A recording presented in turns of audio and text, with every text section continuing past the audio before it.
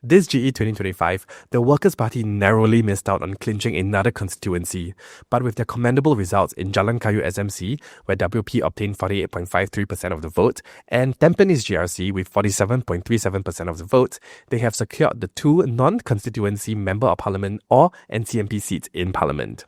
The question of who would take these two seats became a hot topic. The first seat was relatively predictable. Lau Wu Yang Andre, the Workers' Party. Andre Low, who contested in Jalan Kayu SMC, had the highest percentage of votes among the unelected opposition candidates. But there was significant public interest on who would fill the second seat. There were, of course, many who expected Michael Theng, the charismatic candidate from Tampines GRC, to be a shoo-in for this role. After all, his speeches had gone viral, his social media presence was strong, and public interest in him was growing, especially after his solid performance on the televised roundtable.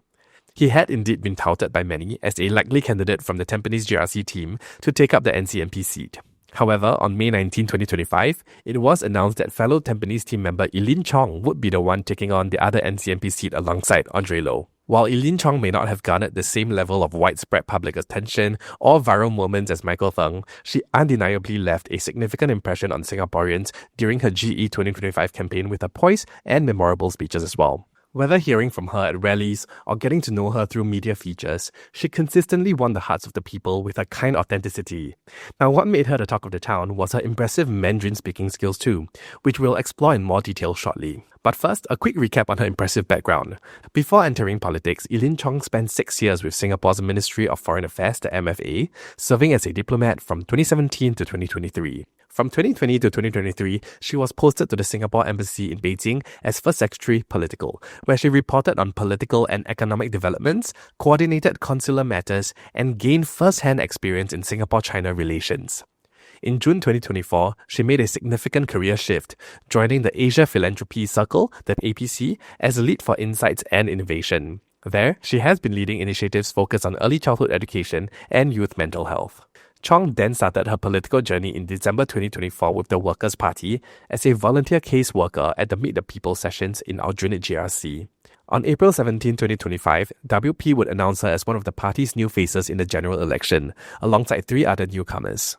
With that context, her appointment as NCMP takes on new significance, and in this video, we are breaking down exactly why Eileen Chong's entry into Parliament as an NCMP is an underrated political move, and how it actually positions WP for long-term growth, youth outreach, and even succession planning.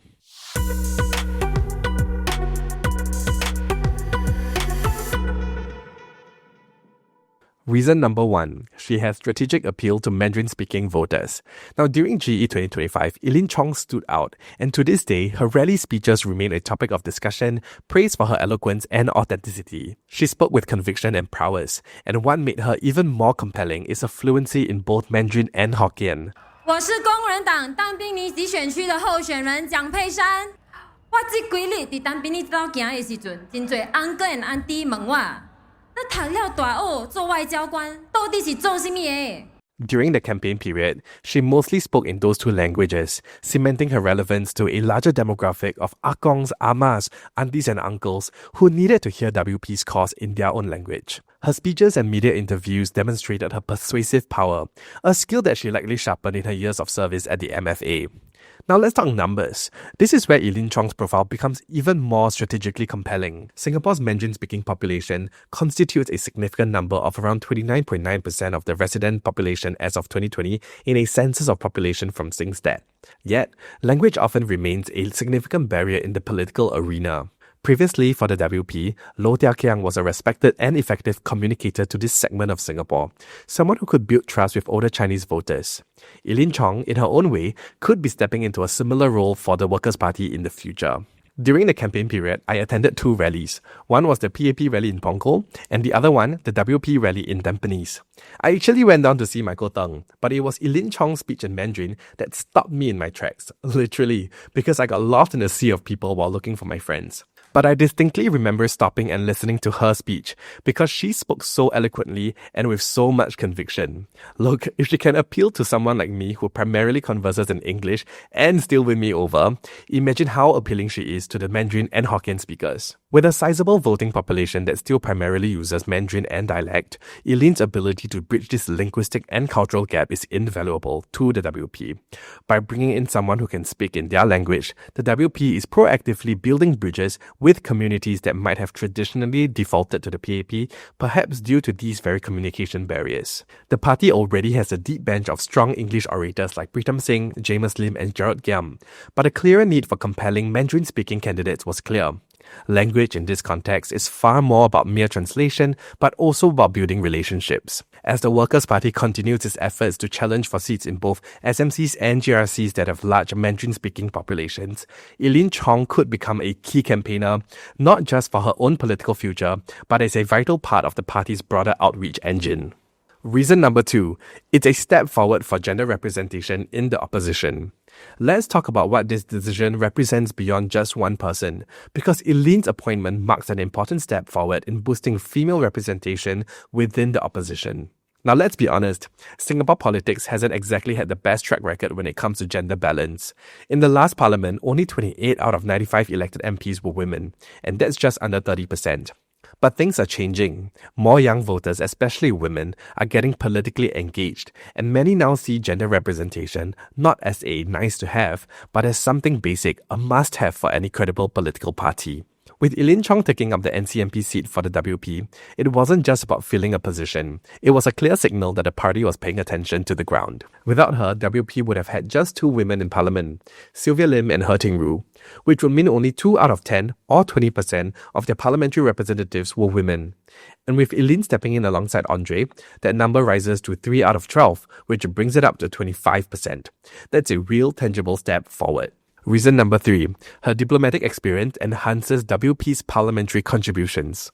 Eileen brings a dimension to the opposition team that is fresh, hands-on foreign policy experience.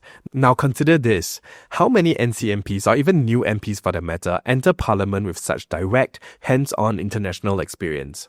In a parliament where debates on foreign policy are often and understandably dominated by perspectives of the ruling party and long-serving ministers, Eileen's presence offers something different. With global geopolitical tensions on the rise, having someone in the opposition benches who truly understands the nuances of diplomacy is a significant win. Eileen represents a strengthening of the Workers' Party's foreign affairs credentials. We can expect Eileen to be a voice of substance when it matters, not only on domestic issues, but also on critical questions regarding Singapore's place and posture in the world. Imagine her contributing to debates on Singapore's trade diversification strategies or scrutinizing aspects of foreign manpower from an informed international perspective. Eileen Chong's background as a former diplomat offers the Workers' Party a unique and crucial perspective on foreign policy, international relations, and Singapore's geopolitical standing, an area where her colleagues, while strong in their own respective fields, may not have a specialized on-the-ground experience, which brings me to my next point.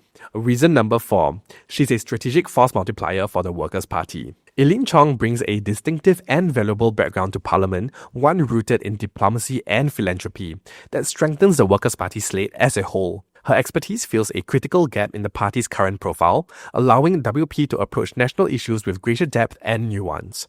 While the WP already has strong voices in economics, law and finance, Eileen's experience adds a vital social and international affairs dimension. Her diplomatic background provides first-hand insight into foreign policy, regional dynamics and statecraft, a perspective that is currently rare within the WP lineup.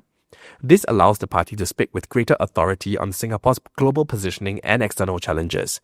At the same time, her work in the social sector grounds her in various communities and can complement the work of her team members. Like perhaps with James Lim's economic analysis with real-world social impact, or enriching Sylvia Lim's legal advocacy with social insights, or adding human context to Louis Truss's data-driven policy critiques. Together, these perspectives help the party frame policies through both a global lens and a people-first approach. Reason number 5, it provides her with parliamentary exposure. Stepping into parliament is an intense experience. The learning curve is steep. There are complex rules of engagement, constant media scrutiny, ever-present cameras, and an army of critics ready to pounce on any misstep. One poorly phrased quote can find itself a viral meme within minutes. So the question for any political party is, how do you effectively prepare new talent for such a demanding environment? For the Workers' Party, one of the answers lies in the strategic use of the NCMP scheme. While the scheme itself has had its share of critics over the years, when utilized effectively, it can serve as an invaluable political bootcamp. First is about providing direct parliamentary exposure. This can very well be her crash course. Being in the action allows her to learn the ropes of legislative debate, internalize complex parliamentary procedures, and understand the intricacies of policy scrutiny firsthand. It is invaluable, real-world training that simply cannot be replicated anywhere else. Second, it's a platform to build sustained public recognition and trust. While a campaign creates breakout moments, it is the consistent, steady work in Parliament that helps build a long-term public profile. For Eileen, the NCMP role provides a high-profile national stage. Every speech, debate, and interaction allows her to methodically introduce herself and her ideas to the nation, building Tringle election cycle. Third, she gets to develop a tangible track record as a legislator.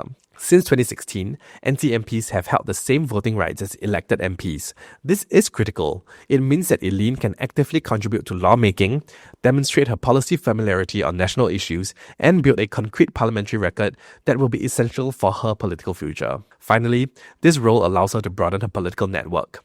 Parliament is the central hub of governance. It provides unmatched opportunities to interact with a wide range of stakeholders, from other MPs to senior civil servants and diverse interest groups. This expands not only her professional network, but also deepens her understanding of Singapore's political landscape. We have seen this trajectory before. Notable WP MPs like Sylvia Lim, Gerald Giam, and Dennis Tan all started their parliamentary careers as NCMPs initially, eventually rising to be elected as full-fledged MPs today. Eileen could very well follow a similar arc, and with her own distinctive style as well, more policy-driven but equally impactful. Reason number 6 is the WP putting their succession planning into motion. Now it's time to address the elephant in the room. It's the inevitable question, why not Michael Tung? Michael Tung was by many accounts one of the breakout stars of the GE 2025 campaign for the Workers' Party. His rally speeches were booming, charismatic, and incredibly social media worthy. He had momentum. So with all this public enthusiasm and visibility, why does Eileen Chong taking up the role benefit the WP more? The answer? It is a move that sets them up for success in the long term. Eileen Chong is rather under the radar at this stage, but she's also perceived as disciplined and measured. This makes her suited for the structured environment of the NCMP position, allowing her to learn the intricacies of Parliament. She also comes with lower risk for missteps, having had previous professional experience with government work. I would think that the WP would want to avoid any controversies involving its new representatives after what happened last cycle.